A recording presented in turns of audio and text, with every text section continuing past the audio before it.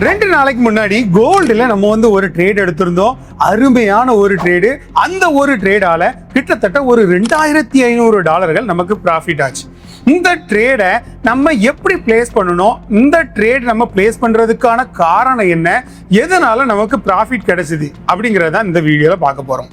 இந்த ட்ரேடை பத்தி பார்க்கறதுக்கு முன்னாடி நிறைய பேர் புதுசா நம்மளோட ட்ரேடிங்ல என்ட்ரி ஆகிறதுக்கு தயாரா இருக்கிறாங்க. ஆனால் உங்களோட படிகளை நீங்க இதுல எடுத்து வைக்கிறதுக்கு முன்னாடி தெளிவா உங்களுக்கான பிளானிங்கை ஃபர்ஸ்ட் பிளான் பண்ணுங்க.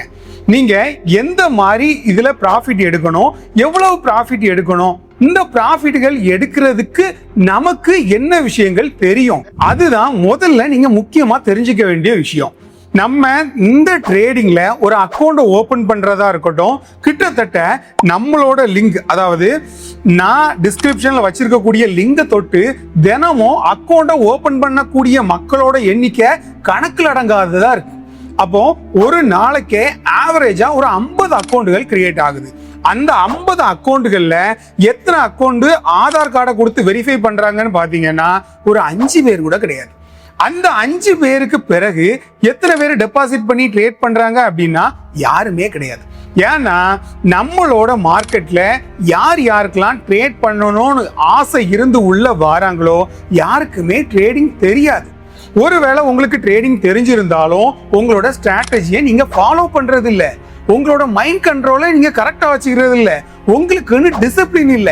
இது எல்லாம் இல்லாத பட்சத்துல கண்டிப்பா நீங்க நிரந்தரமா இந்த மார்க்கெட்ல ப்ராஃபிட் எடுக்க முடியாது. அப்படி நம்ம நிரந்தரமா ப்ராஃபிட் எடுக்கணும் அப்படின்னா உங்களுக்குன்னு ஒரு குரு இருக்கணும். அதாவது நான் என்ன சொல்லல, நீங்க என்கிட்ட ட்ரேடிங் படிக்கணும் அப்படிங்கிற ஒரு கான்செப்ட்லயே நான் சொல்லல. உங்களுக்கு விருப்பப்பட்ட ஆட்கள்கிட்ட, உங்களுக்கு சாட்டிஸ்ஃபையா இருக்கக்கூடிய ஆட்கள்கிட்ட முதல்ல போய் இந்த ட்ரேடிங்கை கத்துக்கோங்க. இந்த ட்ரேடிங்ல அவங்க என்னென்ன ஸ்ட்ராட்டஜிக்கல் யூஸ் பண்றாங்க, என்னென்ன விஷயங்களை வச்சு அவங்க இந்த ப்ராஃபிட் எடுத்துட்டு இருக்காங்க அப்படிங்கிறத ஃபர்ஸ்ட் கத்துக்கிட்ட பிறகு அதுக்கு பிறகு நீங்க டெபாசிட் பண்ணுங்க. கண்டிப்பா வேல்யூபிளா இருக்கும். ஜஸ்ட் இவன்ட்ட எதுக்கு நம்ம ரூபா கொடுத்து படிக்கணும், இவன்ட்ட படிச்சு நமக்கு என்ன கிடைக்க போகுது, அவன் கிடக்குறான், நானே எல்லா விஷயங்களும் யூடியூப்ல பார்த்தே தெரிஞ்சுக்கிடுவேன் அப்படிங்கிற ஒரு கான்செப்ட்ல இருந்தீங்க அப்படின்னா கண்டிப்பா நீங்க ப்ரொஃபஷனல் ஆக முடியாது. வாய்ப்பு இல்ல ராஜா. ஏன் அப்படின்னா ஒவ்வொரு ட்ரேடர்களுக்கும் ஒவ்வொரு சீக்ரெட் இருக்கும். அவங்க கடந்து வந்த பாதைகளை தான் உங்களுக்கு சொல்லி கொடுப்பாங்க. அப்படி அவங்க சொல்லி கொடுக்கும் போது அதுல ஒரு சில விஷயங்களை நீங்க கேப்சர் பண்ணி உங்களுக்குன்னு ஒரு பாதைகளை நீங்க தேர்ந்தெடுத்து அதுல டிராவல் பண்ணீங்க அப்படின்னா கண்டிப்பா நீங்களும் சக்சஸ் ஆகலாம். இல்லாத பட்சத்துல ஜஸ்ட் ஒரு வீடியோவோ 2 வீடியோவோ இதெல்லாம் பார்த்துக்கிட்டு ஜஸ்ட் ஒரு டெபாசிட் பண்ணிட்டு ஒத்தையா ரெட்டையா போட்டு ஒரு கேண்டில் மேல போன உடனே பையும், ஒரு கேண்டில் கீழே வந்த உடனே செல்லும், ஸ்டாப் லாஸ் வைக்காமலே ட்ரேட் பண்றது, ரெண்டாவது கொஞ்சம் ப்ராஃபிட்ல போன உடனே அதை க்ளோஸ் பண்ணிட்டு வெளியில வந்துடுறது, அடுத்ததான் மறுபடியும் அடுத்த ட்ரேட் எடுக்கிறது, லாட் சைஸை கூட்டி வச்சு ட்ரேட் எடுக்கிறது. இந்த மாதிரி இருந்தீங்க அப்படின்னா கடைசி வரைக்கும் நிரந்தரமான ப்ராஃபிட் அப்படிங்கிறது உங்க வாழ்க்கையில வரவே வராது. ஜஸ்ட் நீங்க ஒரு $100 இல்ல $1000 $10,000 போட்டு ட்ரேட் பண்ணினாலும் கண்டிப்பா உங்களால இந்த மார்க்கெட்ல நிரந்தரமா ப்ராஃபிட் எடுக்க முடியாது. அப்படி ஒருவேளை உங்களுக்கு இந்த மாதிரியான விஷயங்கள் எல்லாம் ப்ராப்பரா கத்துக்கணும், நானும் ட்ரேடிங் படிக்கணும் அப்படின்னு இன்ட்ரெஸ்டா இருக்கிறவங்க மட்டும் தயவு செஞ்சு என்ன கான்டாக்ட் பண்ணுங்க. தேவையில்லாத மெசேஜ்களை தயவு செஞ்சு அவாய்ட் பண்ணுங்க. இந்த மாதிரி வீடியோவை பார்க்கறது மூலியமா ஒரு சில இன்ஃபர்மேஷன்களை நீங்க கேதர் பண்ணலாம். அதை ஜஸ்ட் ஒரு என்டர்டெயின்மெண்ட்டுக்காக பார்த்துட்டு அப்படியே விட்டுருங்க. தயவு செஞ்சு பணத்தை டெபாசிட் பண்ணி பணத்தை இழக்காதீங்க. இதுதான் என்னோட டிஸ்க்ளைமர். அதே மாதிரி நிறைய பேர் நிறைய பெரிய பெரிய பணக்காரங்க என்னன்னா இப்ப என்கிட்ட கேக்குறாங்க, சார் ஒரு $10,000 என்கிட்ட இருக்கு சார், ஒரு $20,000 என்கிட்ட இருக்கு சார், எனக்கு அக்கௌண்ட் மேனேஜ்மெண்ட் பண்ணி கொடுங்க, நீங்க அதுல ஒரு 50% கமிஷனா எடுத்துக்கோங்க. ஒரு எக்ஸாம்பிளுக்கு நீங்க ஒரு $3,000 எடுக்கிறீங்க அப்படின்னா ஒரு $1,500 நீங்க வச்சுக்கோங்க, $1,500 எனக்கு கொடுங்க. ஜஸ்ட் என்னால அந்த மார்க்கெட் எல்லாம் பார்த்து ட்ரேட் பண்ணிட்டு இருக்க முடியாது. அந்த அக்கௌண்ட் மேனேஜ்மெண்ட்டுக்கு நிறைய பேர் வராங்க. சிக்னல், அதாவது சார் நீங்க சிக்னல் கொடுப்பீங்களா, அந்த சிக்னலை வச்சு ட்ரேட் பண்ணி நம்ம பெரிய ஆள் ஆகிடலாமா, அந்த மாதிரிலாம் நிறைய பேர் என்ன கான்டாக்ட் பண்றாங்க. தயவு செஞ்சு அந்த மாதிரி ஒரு மைண்ட் செட்ல இருந்தீங்க அப்படின்னா அதுக்கான சேனல் நம்மளோட சேனல் கிடையாது, அதுக்கான ஆள் நானும் கிடையாது. ஏன்னா உங்களோட பணத்தை $1 கூட நான் வாங்கவே மாட்டேன். அதே மாதிரி உங்களுக்காக நான் ட்ரேட் பண்ணவும் மாட்டேன். நான் எனக்காக மட்டும்தான் ட்ரேட் பண்ணுவேன்.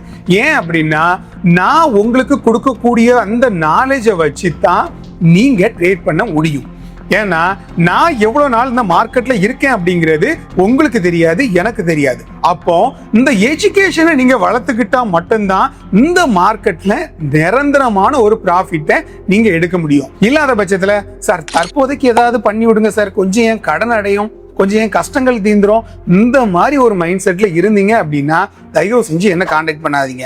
உங்களுக்கு கடன் இருக்கு அப்படின்னா அந்த கடத்தை வேற ஏதாவது தொழில் மூலமாவோ வேற ஏதாவது ஒர்க் மூலமாவோ அதை கிளியர் பண்ணிட்டு அதுக்கு பிறகு ட்ரேடிங்குள்ள வாங்க.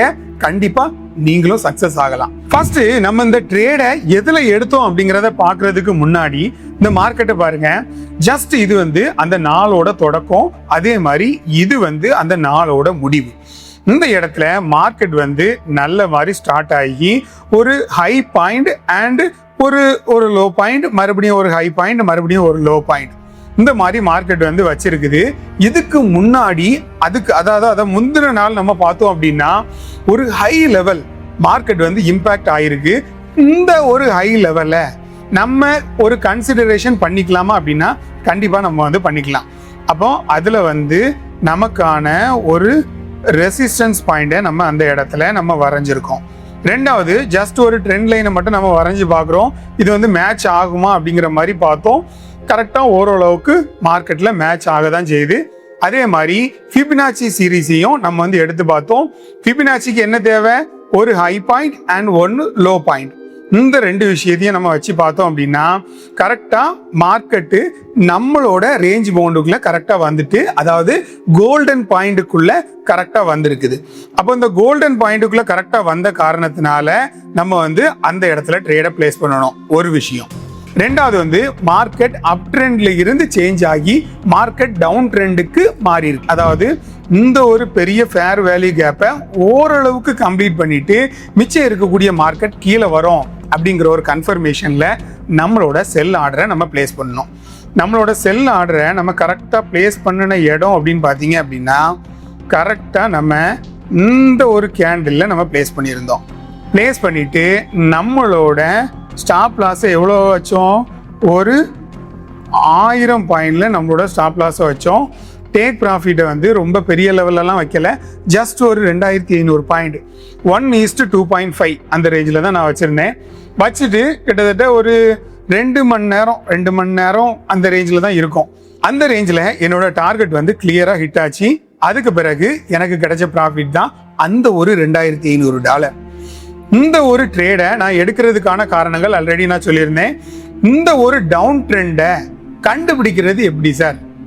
இந்த ஒரு டவுன் ட்ரெண்ட், மார்க்கெட் டவுன் ட்ரெண்ட்ல தான் போகுது அப்படிங்கிறத நீங்க எப்படி முன்னால ப்ரெடிக்ட் பண்ணீங்க அப்படிங்கிற விஷயத்த ஒரே வார்த்தையில சொல்லிட முடியாது. இது ஜஸ்ட் ஒரு 4-5 கிளாஸஸ்ல தெளிவா உங்களுக்கு நான் சொல்லி கொடுத்தா மட்டும்தான் புரியும்.